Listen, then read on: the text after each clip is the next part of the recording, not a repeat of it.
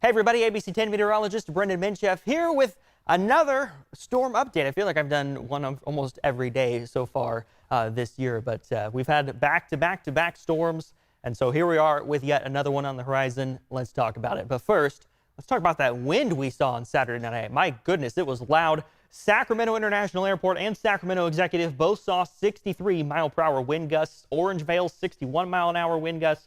59 at Mather, 58 in Marysville, and still lots of locations across the valley saw between 45 and 55-mile-an-hour gusts. Folsom at 57 miles an hour, Stockton 55, Vacaville 49, 46 miles per hour in Woodland, and Modesto kind of spared from the very strongest winds because of their location further south, saw a peak wind gust of 41 miles per hour. That's just a select few locations. There was a lot of wind last night.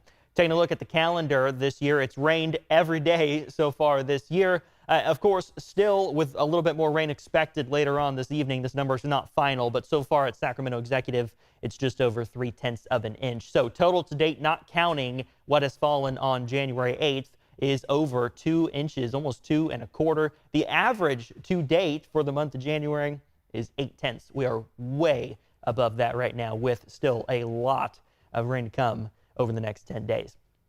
Talking about today, this morning as of the recording, clearing out through the morning and the afternoon hours with just a few stray showers through the afternoon. So if you're making any plans, any flood prep plans, any just preps for the storm that's coming in general, maybe power outage preps, make them now while the weather is good, because looking out over the Pacific, you can see our next system. It's right there. It's this whole plume of moisture. That's the atmospheric river, and it's headed right here into Northern California. It'll be here late tonight. That'll be late on Sunday night in towards Monday morning.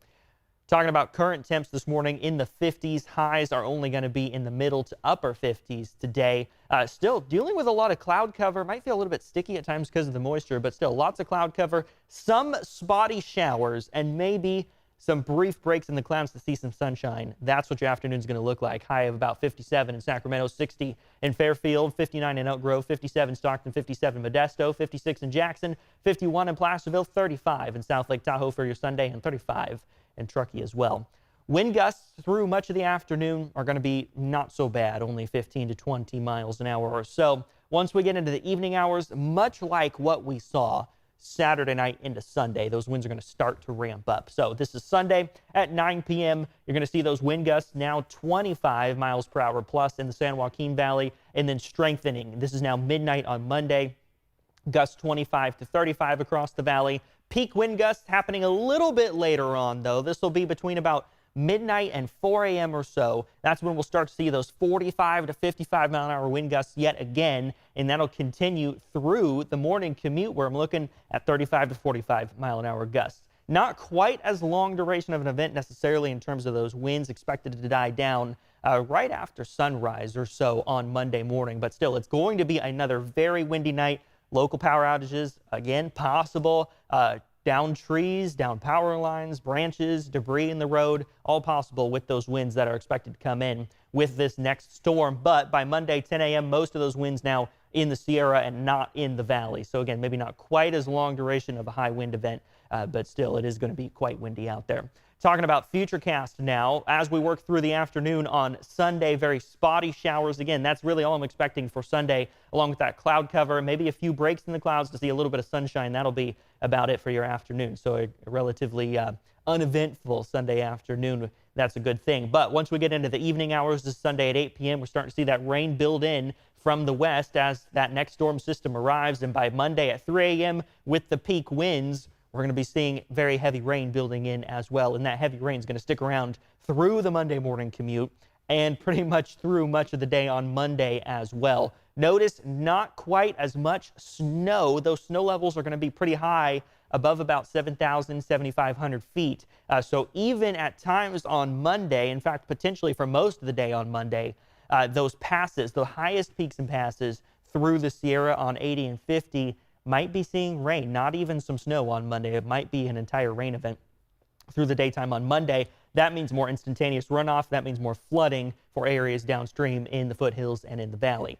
Maybe a bit of a break in the rainfall once we get to Monday evening and lingering through a bit into the Monday night, Tuesday morning. But once we start to get ready for our Tuesday morning commute, second round of rain arrives, and you can see it there. So another big atmospheric river event, a lot of rainfall to come still. So, take it seriously.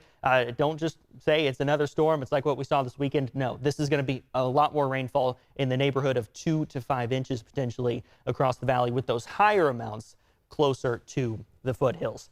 Flood watch from now until Wednesday evening. Excessive runoff, flooding of rivers, creeks, and streams, low-lying areas. Same stuff that we've been talking about for basically a week now, more than a week. Ponding on roadways, parking lots, rivers are running high. They're running fast. We're going to add more water to that. So they're going to be running higher. They're going to be running faster.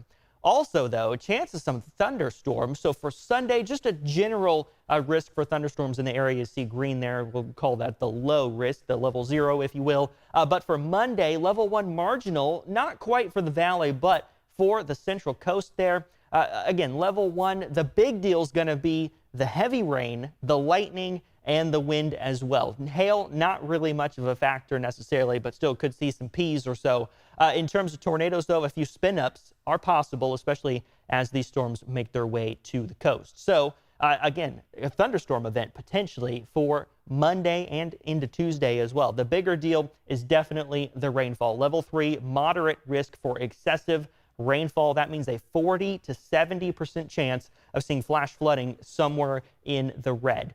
That's a big deal. Take it seriously. If you need the sandbags, if you feel that you are especially at risk for flooding, go ahead and make your preps today on Sunday before we have to deal with that really heavy rain on Monday. Sacramento River at I Street, something we've been watching pretty closely. It's going to get pretty high, cresting at about 31.7 feet.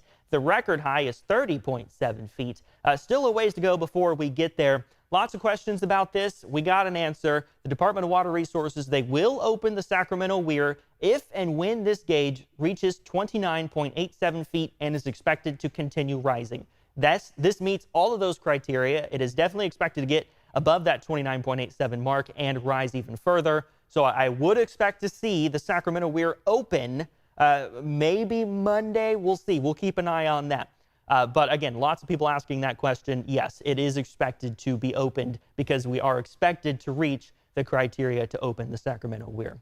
The COSUMNES River at Michigan Bar, another river that we've talked a lot about since about New Year's Eve, expected to crest at 13 feet. That is into the flood stage, which is at 12 feet. So this is the same area that saw a lot of flooding with that New Year's Eve storm. Wilton had several, or the Wilton area at least, had several levees break. And because of that, Sacramento Office of Emergency Services, SAC-OES, they are issuing an evacuation warning as of the time of this video. This is not a mandatory evacuation, but it is a strongly encouraged evacuation for everywhere you see in the shaded yellow here.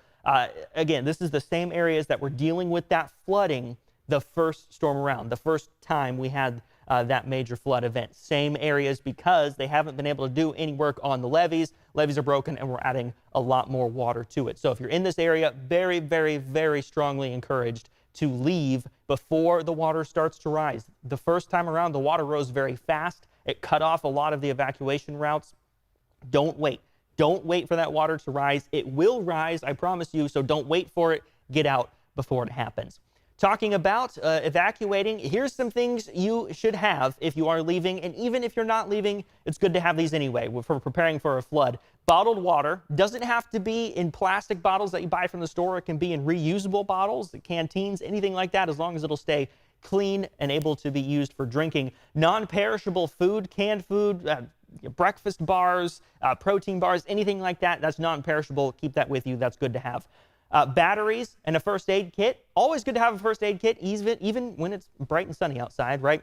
So make sure you have those with you. A flashlight, some important documents like insurance papers, passports, driver's licenses, anything that you think might be important, that you might need, bring it with you. Better to have it and not need it than to need it and not have it. So bring it with you. And an extra tip here, put it in a Ziploc bag, zip it up. That'll make those documents waterproof so you don't have to worry about them getting wet.